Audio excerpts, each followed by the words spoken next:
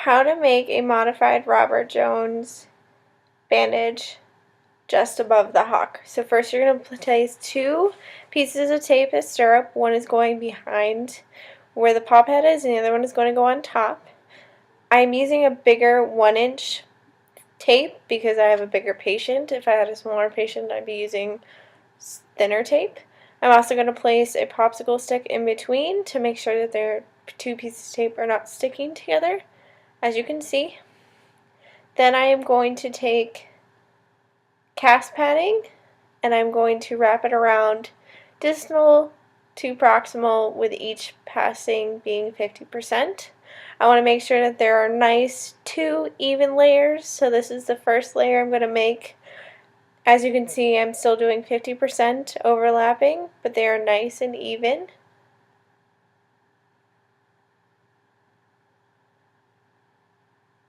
And because this bandage is going just above the hock, I'm not going to do the whole leg, just right above where the hock is.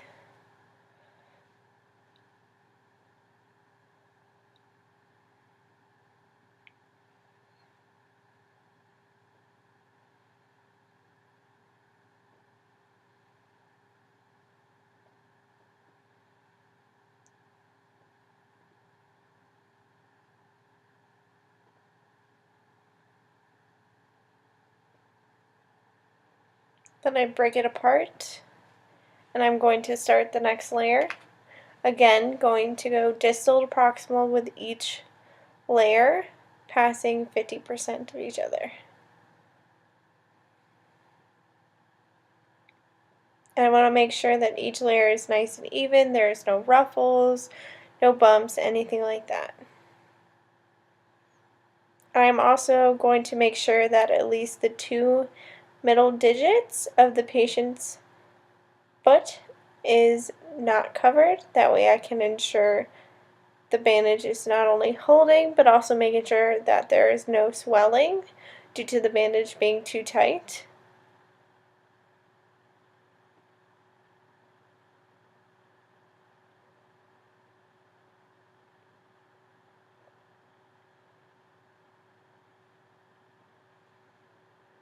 And now that my second layer has finished, I'm going to apply 1 layer of elastic gauze, distal to proximal.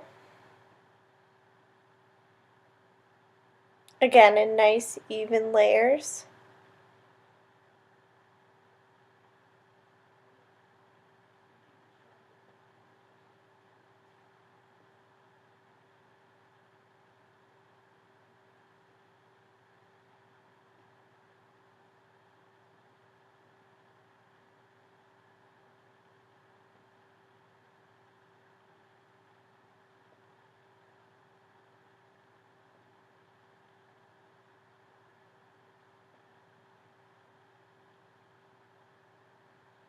Then I'm going to twist and turn so that way the 2 tape stirrups are going to be sticking to the elastic gauze.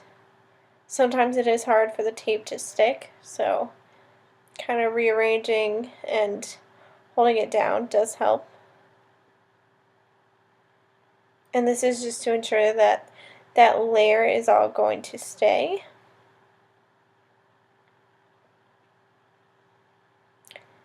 Now I'm going to apply the outside layer consisting of vet wrap. I am first making it very loose since vet wrap is pretty tight together.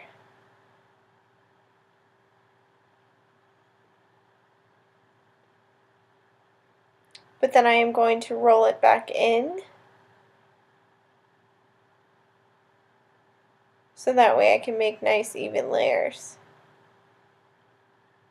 And this is going to be 1 layer, 50%, with each passing distal to proximal. I also want to make sure that there's a thin layer of the gauze, elastic gauze, as the rim, and that is something that I'm not going to apply the vet wrap to.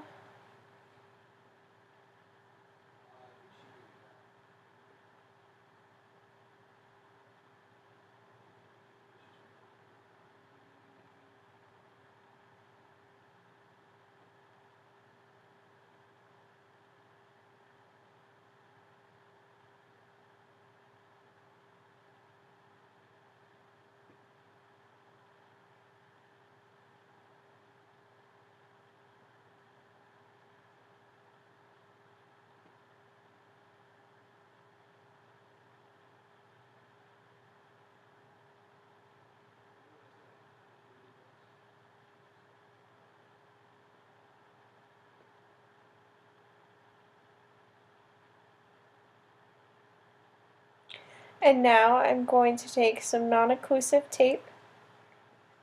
It's very sticky, so I want to make sure that I have the right amount, but I also want to make sure it's applied evenly because it is very sticky, as you can see.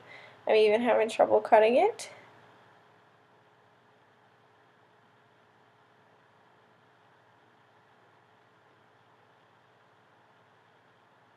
And I'm going to be applying it to the distal end.